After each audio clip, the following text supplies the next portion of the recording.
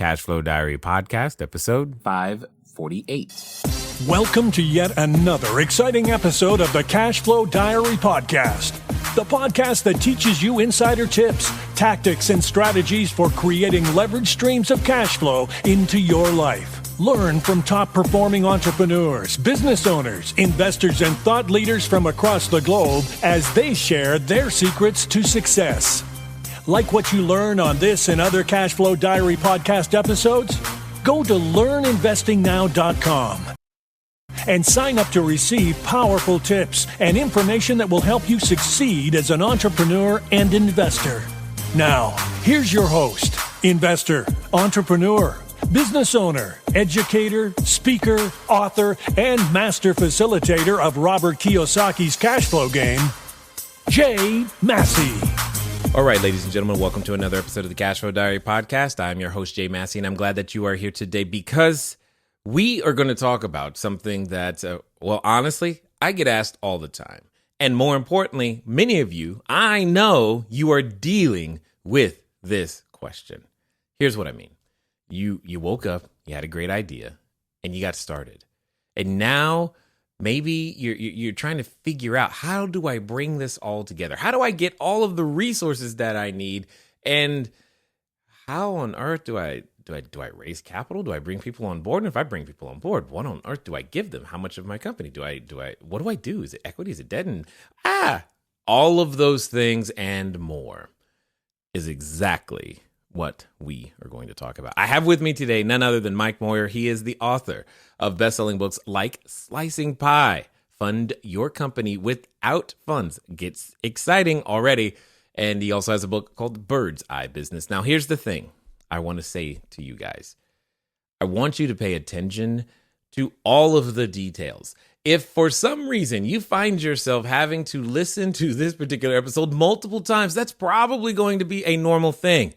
Because we have with us in Mike what I love to call the player coach, meaning someone who has been on the court, in the game, and scored points, and is also teaching others of us to play the same game. Because he is also a professor and has been teaching at Northwestern as well as the University of Chicago, which means we have a lot to learn. So put the dishes aside. You can walk the dog later. So let's get ready to listen, learn, and take notes from Mike Moyer. Mike, how you doing? Good. Thanks for the nice introduction. I'm glad that you're here. I am eager to ask you all kinds of questions because you'll make my job ultimately easier because I think fundamentally you and I are coming from the same place. So I'm really excited to get started. However, I love this topic. I love it. I can only imagine. It's like your entire world. So this is going to be great. But before we go there, I have to ask because this is the first time you've been here, I have to ask the same question I tend to ask everybody the first time that they're here. You ready? Yep. All right. I tend to look at today's entrepreneurs a lot like yesterday's superheroes. You know, Batman and Robin, Superman, Spider-Man, Hulk, etc. You get the idea. Because I think superheroes and entrepreneurs have a ton of things in common. For example, as an entrepreneur, I can occasionally envision myself flying around town using our products one sale at a time to save customers. And at the same time, as an superhero, you know, entrepreneurs have a beginning, superheroes have a beginning, like Spider-Man. There was a time where he was just a kid going to school, doing his thing, not paying attention to much. One day he gets bit by a spider, discovers I have a superhuman ability, and now he gets to choose whether to use it for good or for evil. So my question to you is as follows. Before Slicing Pie, before Bird's Eye Business, before teaching, before all of the companies and entrepreneurs that you have consulted with, the businesses you've been a part of, before everything we know you for today, what we want to know is, who is Mike Moyer? You want the origin story? I do. Entrepreneurship. I love this analogy. I got the entrepreneurship bug when I was in high school. I was really into animals, wanted to be a veterinarian, and I used to raise rabbits and pigeons and geese and all kinds of things in my yard. And I had some rabbits, and I tried to breed them for years, and it never worked. And then one day it worked, with a vengeance. I had 25 baby rabbits all of a sudden appear on the scene, and I didn't know how to get rid of them all. And my aunt said, there's an art fair going on down the street. Why don't you take a box of them down there and sell them? Don't give them away. Sell them for $25 each. This was back in the in the 80s. $25 is a lot of money. It still is for a rabbit. And I sold 24 baby rabbits for $25 each in about an hour. Wow. And the next day, someone came and bought the last one. I couldn't give them to anybody beforehand, but I could sell them for $25. And I realized that it was so much fun to create something, these cute little pets, and sell them for was probably twice what they were selling them in the pet store for. And from then on, I just kind of stopped my own way for the most part. And in college, I started my own company, T-shirts and clothing manufacturing. And then I went back and forth between startup and established company over the past 15, 20 years to where I am today. Okay. I just want to make sure I heard something correct.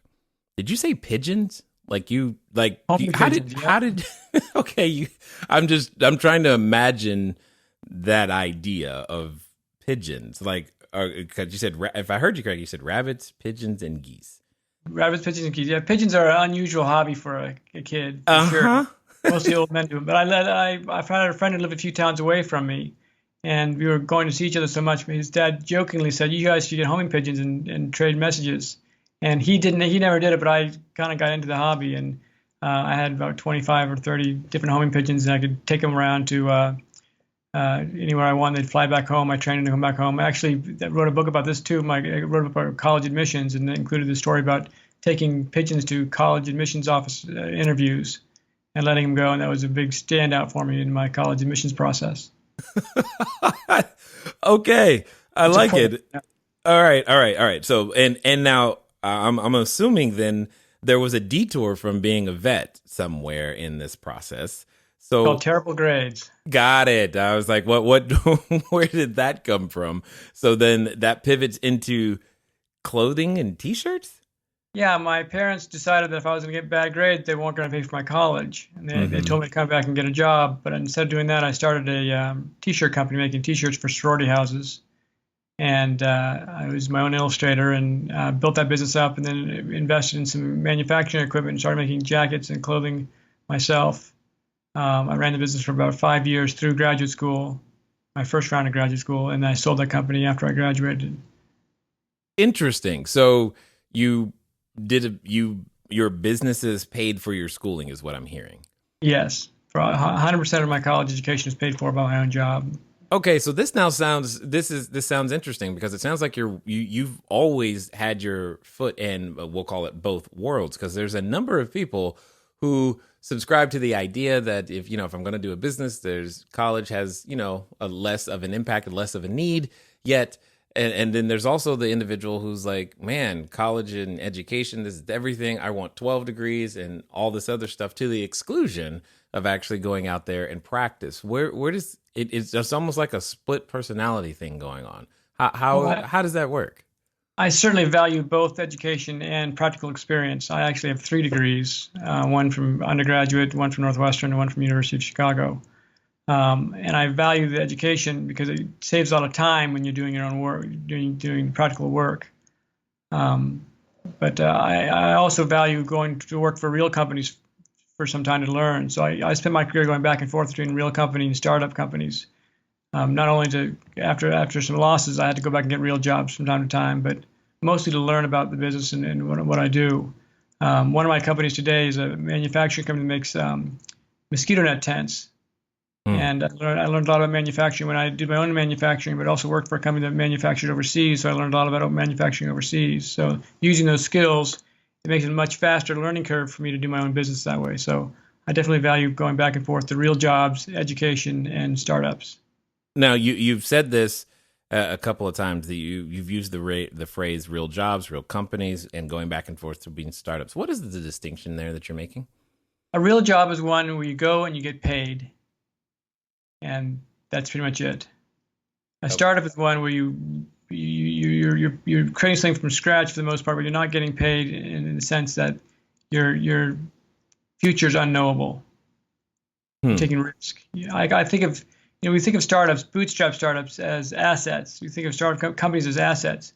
A company isn't an asset until it starts producing cash.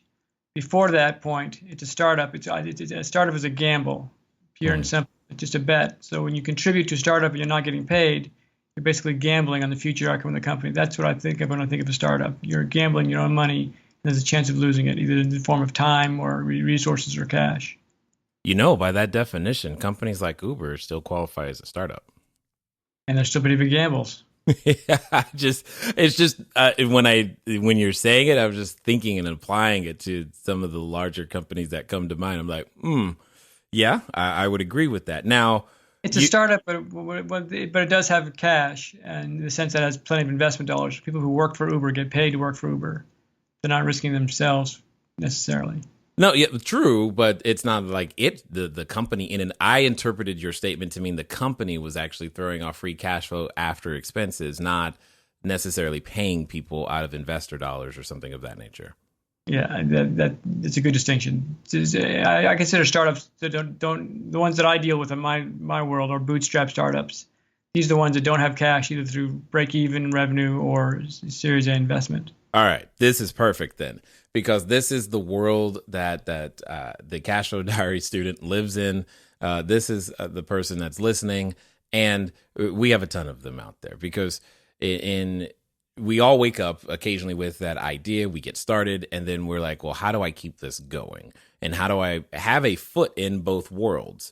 What has been, in your estimation, the best way to do that process and go through it? Well, the question that you just mentioned, the question they're asking themselves is, how do I get started without any money? Yes. How do I pay for all the stuff that I need? Yep.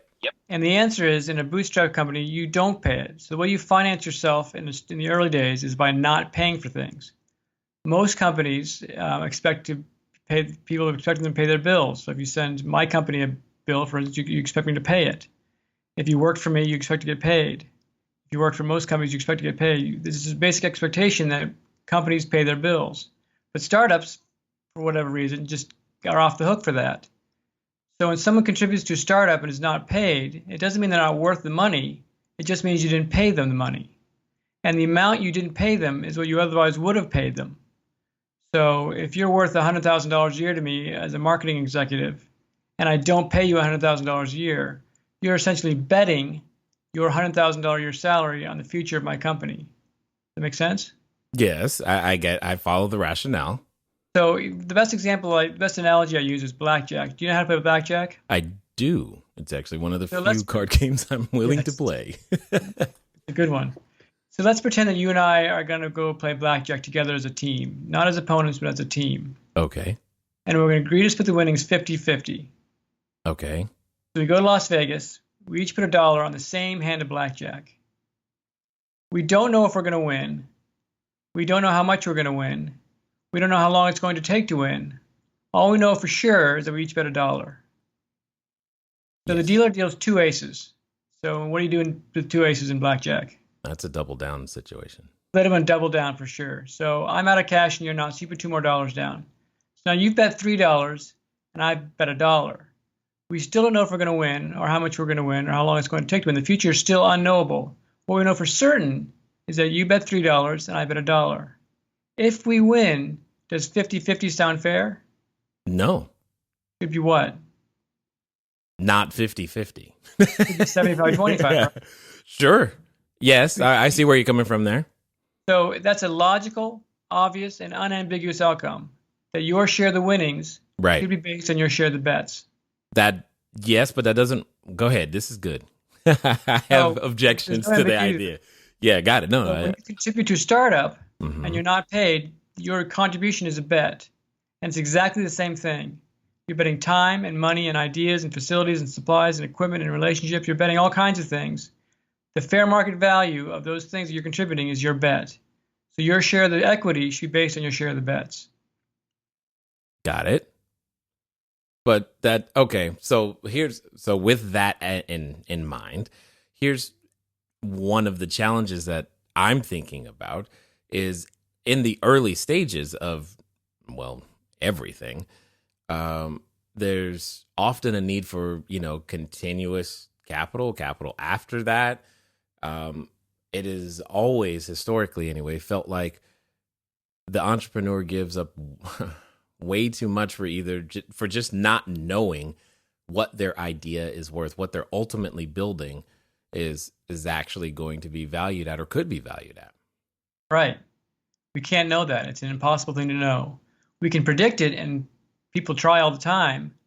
But just like we can't know the outcome of blackjack, we can't know the value of our idea. So all we can know for sure is the bets. And I can't say that I'm a magic super fairy because I had an idea, and you're not magic because you don't have the idea. All I can do is place bets on my idea. My idea to play blackjack, I could say, hey, let's go play blackjack. We're going to win $1 million. And you can say, well, maybe we'll win $1 million. You might win $10. You don't know. You don't know. So my idea of playing blackjack has no value. All that has value is the bets that I place on it. Interesting. But wouldn't you say, I mean, I would come from the standpoint in this thought process of thinking that the idea, capital to me anyway, and maybe this is my skewed perspective, but capital to me feels like it is the oversupplied commodity. The idea is one thing, but also being able to execute is another. And someone who has the ability to execute with a great idea seems to be a harder find, and therefore the greater value. But that's not what you're saying. Well, in the early days, for most bootstrap companies, capital is not oversupplied. That's the scarce commodity. If it wasn't scarce, I could just pay everybody and keep all the equity for myself. Got it. I was saying scarce in the sense of in the grand scheme of the entire globe/world, there's more of it that's there. And it seems to me to become a matter of marketing the idea to help people understand that this is where you're going, not necessarily. I get that we may not be able to attract capital at the early stage, but it doesn't mean it's not present, does it? Hello there, entrepreneur. This is Jay Massey, and what I want to say to you is that the number one mistake that I have ever made in business, number one, has been waiting too long to do the books, waiting too long to get the bookkeepers, the accountants, the CPAs, the CFOs involved, and I don't want you to make that same mistake. That mistake cost me over 6 figures, and now for a significant discount, you have the ability to get your books together using FreshBooks. So what I want you to do is I want you to go over to gofreshbooks.com/cashflow diary. Again, that's gofreshbooks.com/cashflow diary. FreshBooks is the easy to use software designed to help you, the small business owner, the freelancer, get organized and save time on invoicing, getting paid faster, keeping those books in order so that it becomes a bonus for you to do your taxes as opposed to a burden. Go over to gofreshbooks.com/cashflow diary and get started today. And now let's get back to the rest of the story. What you're looking for is the production of value out of the idea. So the gamble is that I can produce value out of my idea. Mm-hmm. And so my value comes in the form of revenues, customers, intellectual property, things that are valuable in the sense that people will invest money into them. People think of ideas, they basically talk about their intentions. You're basically valuing your intention of doing something. No one gets paid on their intentions. If I intend to come to work for you, you don't give me my whole salary up front. You only give me money as I work for you. But an idea is simply an intention of doing something. If I do something, I create customers, or I create revenues, or I create intellectual property. If I actually create something that people want to acquire, then I can set a value for my company. And it's no longer a gamble. It's an asset because it has an ascertainable value. But in the beginning, the early days, there's no way I can attribute a value to my company. Just like you said, what's the value of my idea? It's just my intention. I can call it $1 million, but it's just me guessing. Founders are very bad at valuing their own companies because they're overly optimistic. So what about the situations in which the person is, maybe it's while this company is new, that person themselves aren't necessarily new? Isn't there some weight there? Or, I mean, especially if they're working with with the idea that already has POC, I mean, I don't see why it seems like there would be just more weight there. Sure, that would be reflected in our fair market value. So your fair market value for producing a radio show is higher than my fair market value for producing a radio show because you have more experience. So you might deserve $100,000 a year for your expertise. I might deserve $30,000 a year for my expertise. So If how you're a does that trained chef, determine though? How do you guys how does the entrepreneur actually attract the person who's willing to play the game that way and come up with a value that makes sense? the conversation is always the same. If I was going to pay you for your contribution, how much would I pay you? And people are much more accustomed to negotiating fair market price than they are to negotiating future value. If you were going to buy an iPad, how much would you pay for the iPad? If you were going to buy a glass of water, a bottle of water, how much would you pay? Mm-hmm. If you were going to hire a babysitter, how much would you pay? If you're going to hire an SEO person, how much would you pay? If you're going to hire a doctor, how much would you pay? People are very accustomed to negotiating fair market values. And so your experience and your education and your skills would determine your fair market value. If I paid you your fair market value, you wouldn't get any equity and you'd be perfectly happy because you're made whole. If I don't pay you fair market value, then the part that I don't pay you is your bet. But okay, so and then how do we determine what, I guess, equity that's worth? Because it's got to be. So the betting continues until it's no longer needed. So every day you show up to work, you're betting. So if you're worth $100,000 a year, every hour you work is worth about $50. So every hour you work is worth 50. You're betting and betting and betting. You buy a plane ticket, you're betting the cost of that plane ticket. You buy server space, you're betting the cost of that server space. And the betting continues until the company has enough money to pay you either through Series A or break even. Now, once you're getting paid, the pie bakes, and you can determine equity based on your share of the bets. So your share of the equity is always based on your share of the bets, just like in blackjack. It's the exact same thing, 75-25. I see. Got it. So take a real simple example. Let's say that we're each worth you're worth $100,000 a year, and I'm worth $50,000 a year. All we do is spend time on the project, nothing else. You work for 1 year, and I work for 1 year. You bet $100,000, and I bet $50,000. It would make sense that you would have 2/3 and I'd have 1/3 because our share of the bets reflects our share of the equity. It wouldn't be fair for 50-50 because you bet a lot more than I did. Right. No, yeah. And that's, I guess that's kind of where I was coming from. So what you're saying is you're basically earning the equity on a well, not all up front, but as you go, and then you don't even determine that number until you get to some break even point, or what, how much cash that might actually be, or what percentage that is. And then at the point that cash is there, then you just get paid.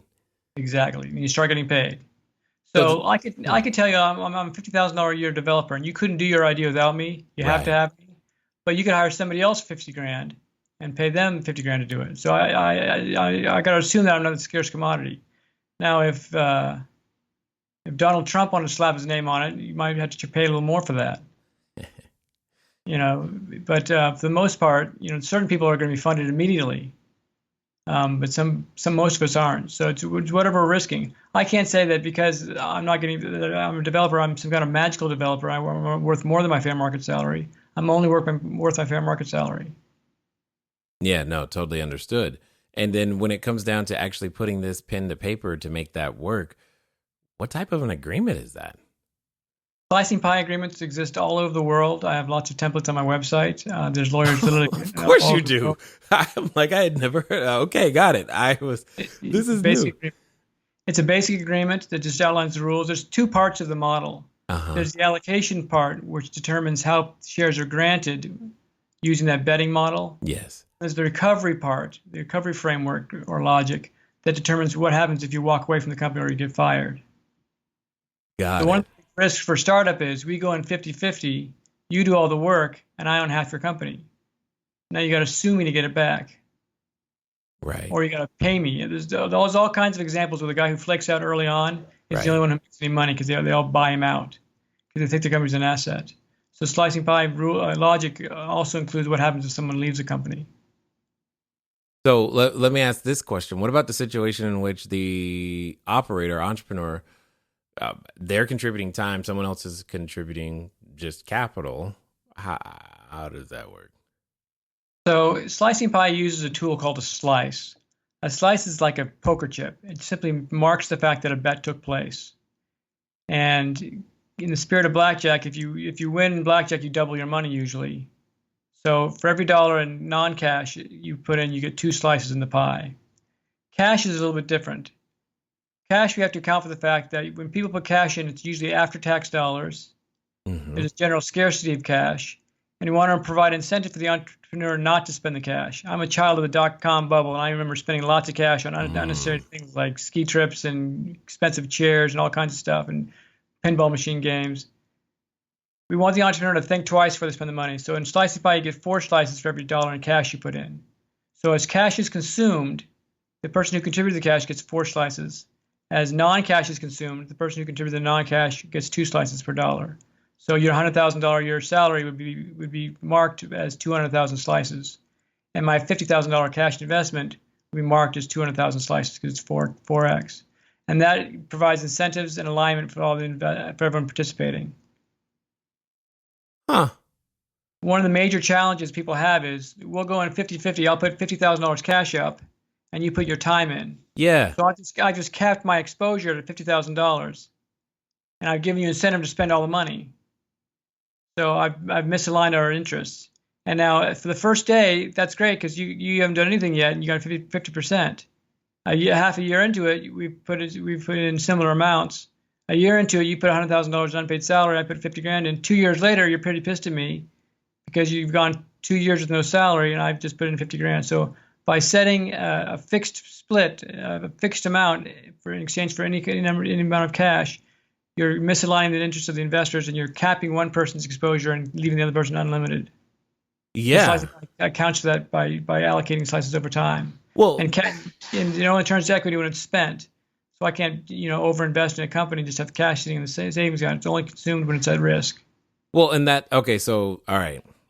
Here's what's going through my head. So let me just sit this with you right here, because this is the challenge that I know a number of our students are facing, and the question they keep asking me. And here's the model. Here's what's happening. As we go out there to perform our business, we tend to focus in real estate, specifically short-term rentals. But we're not involving the acquisition of the property. So the property and its value are not a part of this equation under the scenario. We'll go rent the place and turn it into a short-term rental. That's basically the entire thing, what we do. What happens all the time, or often, is that the operator student has the time, effort, energy, knowledge. That's what we provide them so that they have the ability to do it.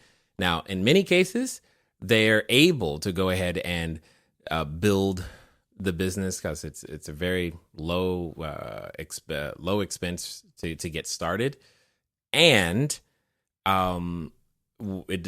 because of that low expense and because of the high revenues, getting to a point to where you actually have operational cash flow can happen relatively quickly, say 45, 60 days. Okay.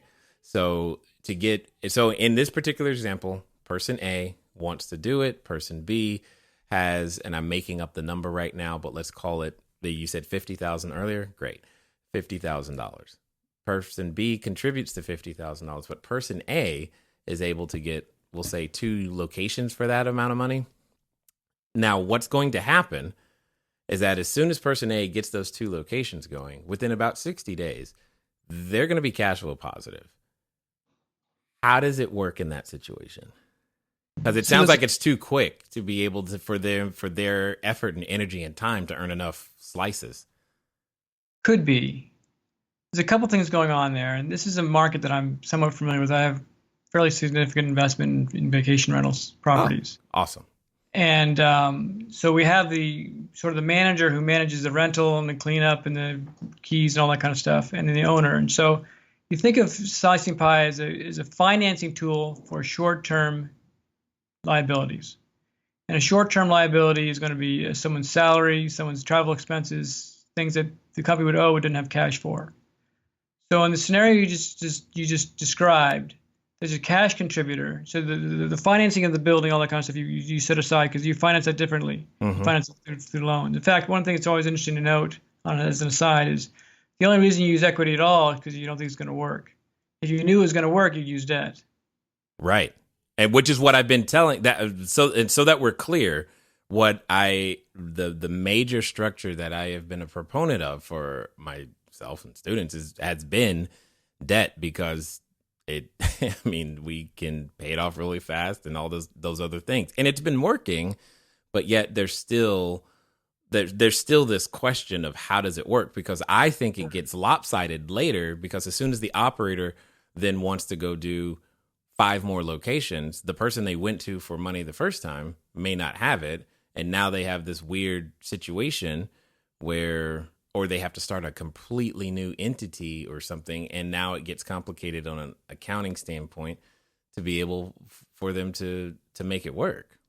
The unknown is the ability of the operator to scale the business. Right.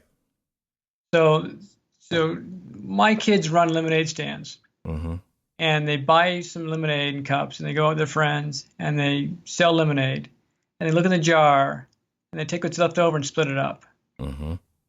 What they don't account for is their salaries, their hourly rate for working the idea, for working the business. So cash flow positive as they may be, they haven't taken out their expenses necessarily, and they haven't taken out their salaries. So in the scenario you described, the operator would be entitled to a salary. So you said $50,000 a year. So person A puts in $50,000 cash.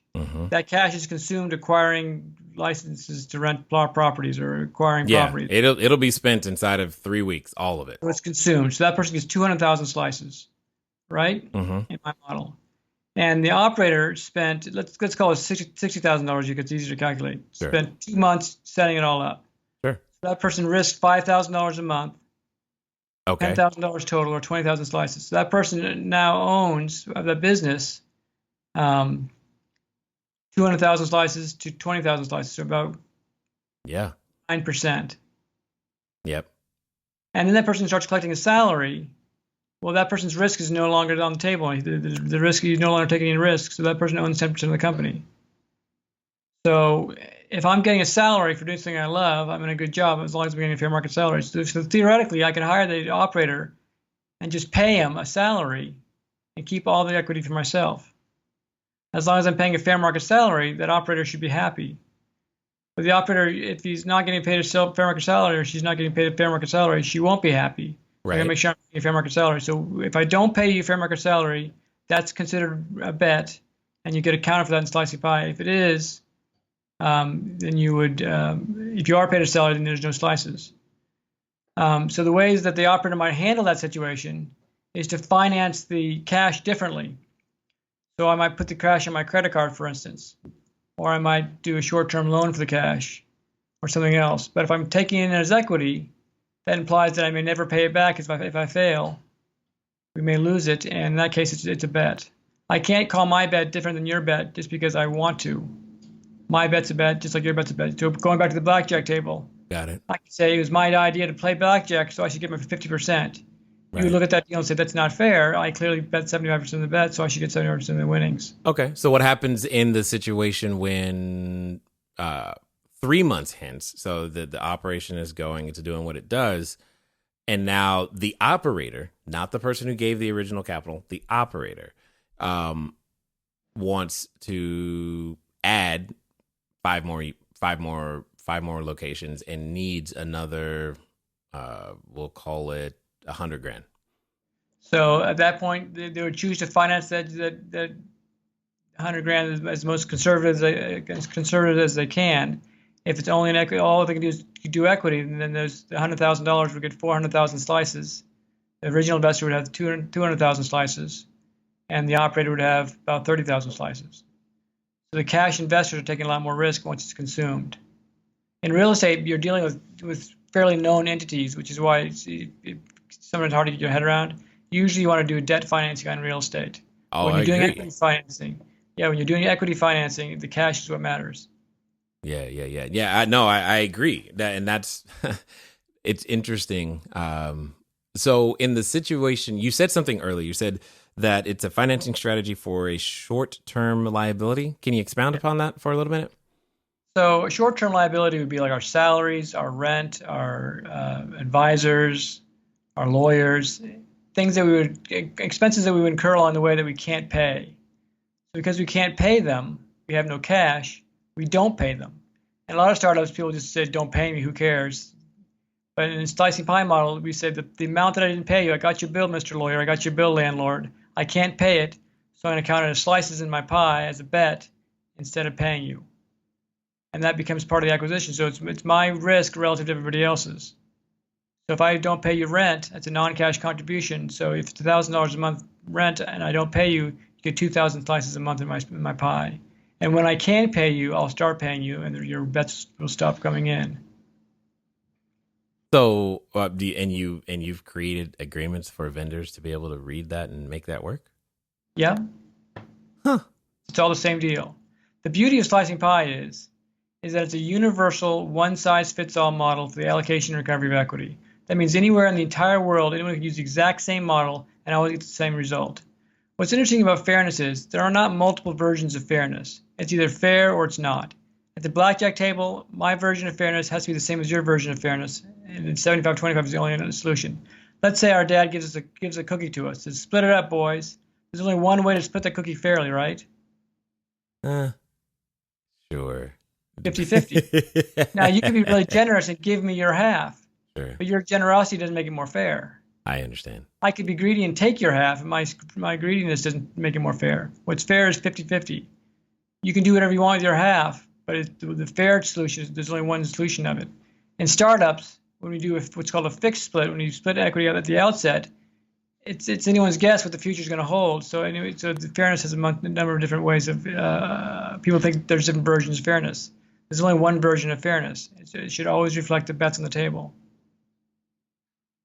Interesting. So, and in order in a situation in which the entrepreneur is going out there to build his or her company, the only way for them to even come close to earning the same number of slices, say, as cash is either through honestly putting their own cash in or a significant amount of time, which leads me to how is the time allocated exactly? Like it's not like they're clocking in or something, or are they?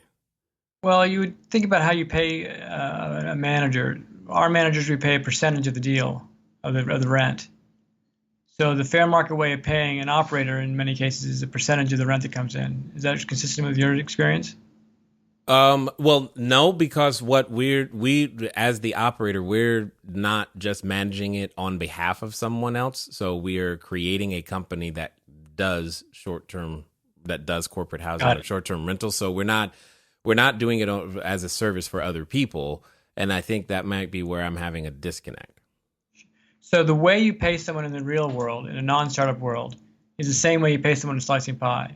So if you pay an hourly rate, you would pay an hourly rate in slicing pie. If you pay a weekly salary, then you pay a weekly salary. So how you would normally compensate someone is how you compensate them in slicing pie.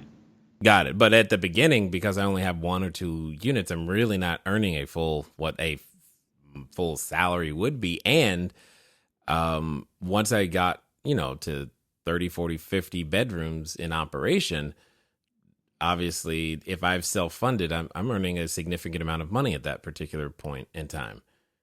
Right. So you would, in the early days, you have a lot of hustle getting new properties, though. So the management of your existing properties is small, but the hustle to go get new properties is big, isn't it? Oh, I think I'm always in the hustle for more properties. So shift from acquiring new properties to managing the existing properties. But once your salary is being paid on a go-forward basis, then what's left over is profit. And the company can take that profit and reinvest it in the company and buy new properties for that, or it can distribute to shareholders. And when you distribute to shareholders, you slice the pie will tell you how much each person gets, just like in blackjack paying off. That's the payoff, is the profit. Got it.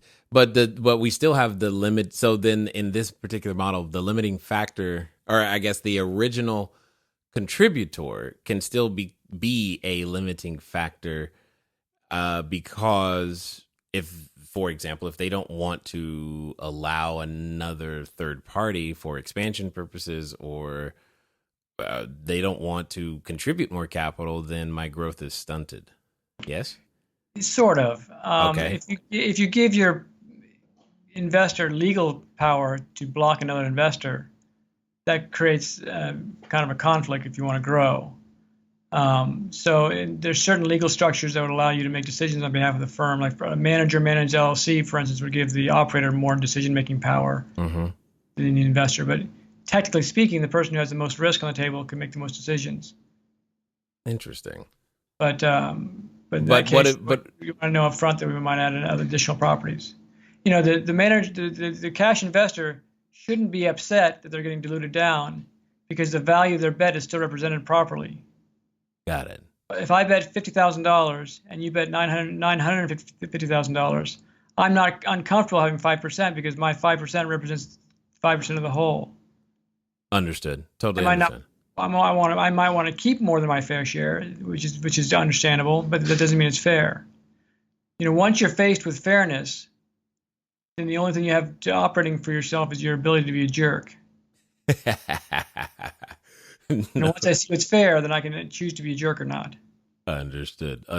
Now, when it comes down to it, though, one of the things that's going through my head at this moment is the person who's doing the operating, even though the decision making, like you're referring to, can be in the hands of the person with more slices, but the person who knows what to do, what equipment to buy, how to actually make the thing work, I would argue that they're the ones who should have the decision power.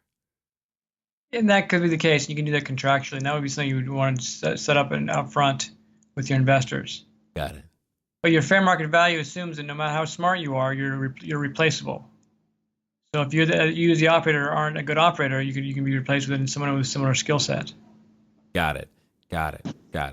And is there at some point in this model where the operator, should they choose, have the capacity or desire to pay off the original investors, the others with slices? Is that a thing? Is that possible? So that's called a lump sum payment. Mm-hmm.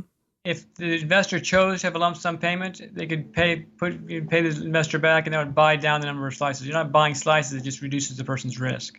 Well, I guess the where I'm coming to is that by that point, the entire entity or the corporation would have a different valuation of some kind. How is that determined?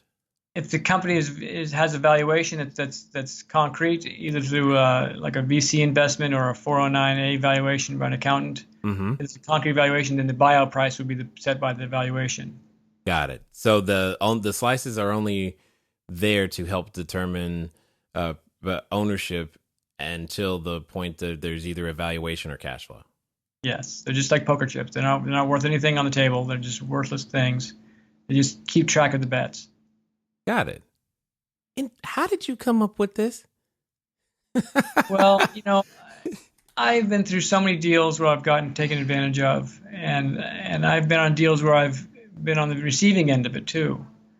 My first company I started, I did all on cash flow. I was petrified of how to do the splits. I had people want to join my company, want half the company. I'd say, for 6 years I've been building this company, and you want half of it? That just didn't make any sense.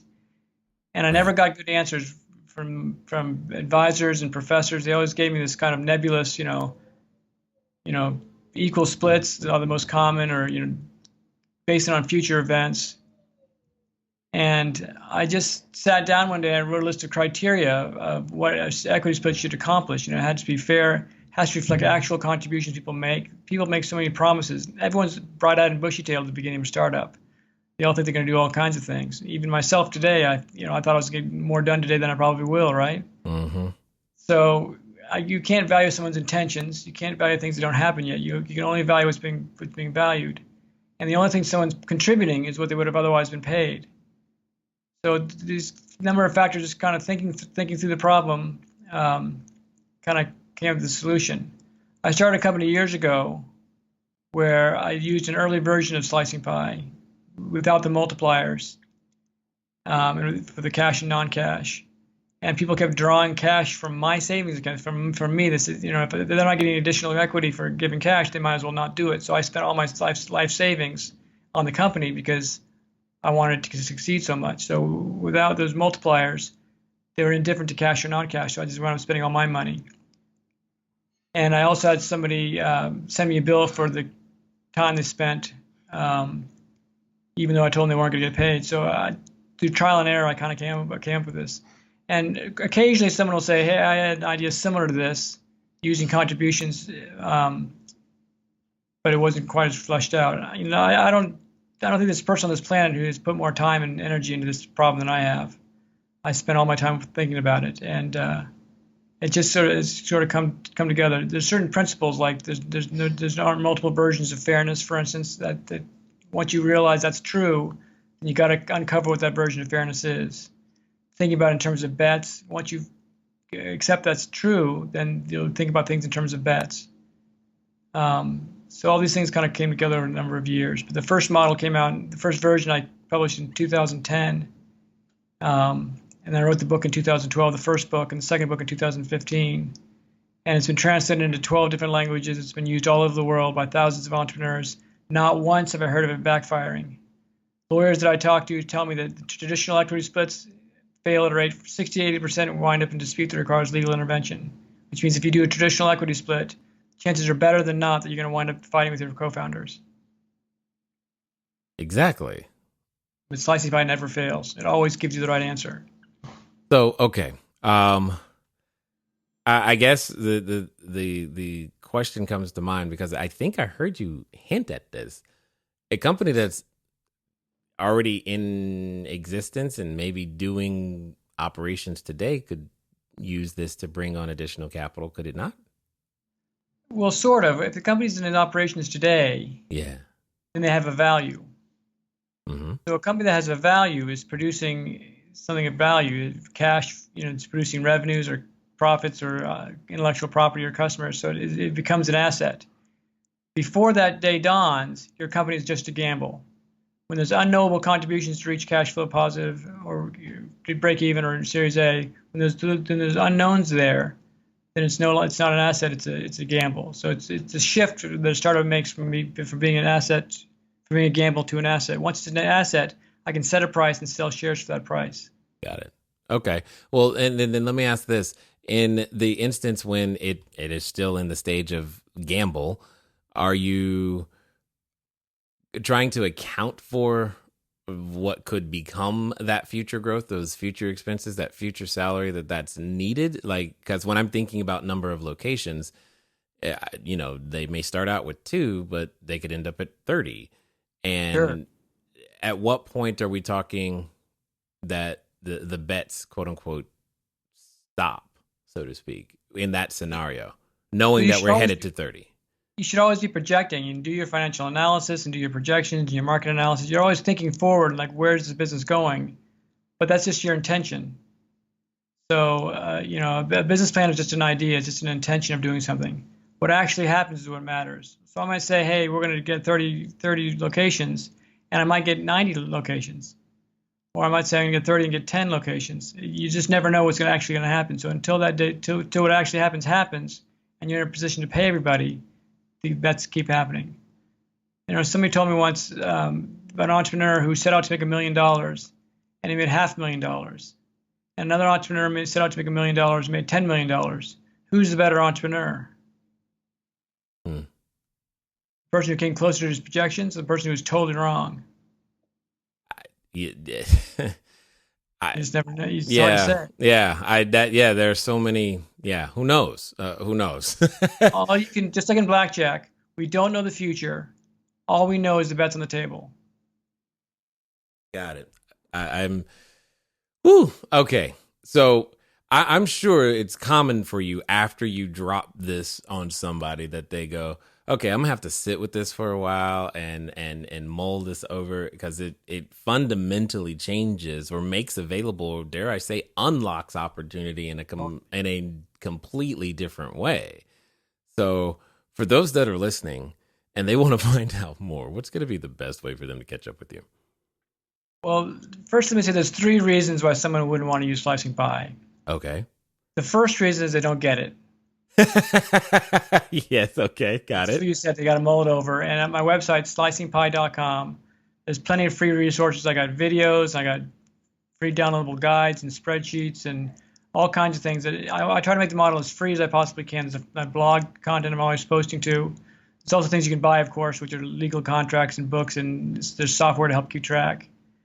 The second reason someone wouldn't want to use Slicing Pie is that they aren't willing to learn it. So you'll go to an investor and say, I just want 5% for my $50,000. It's just quote unquote easier. It's easier just to give someone a chunk of equity. What's hard is unwinding the problems that happen when you do. And the third reason is they do get it, but they still don't want to do it because they want to take advantage of you.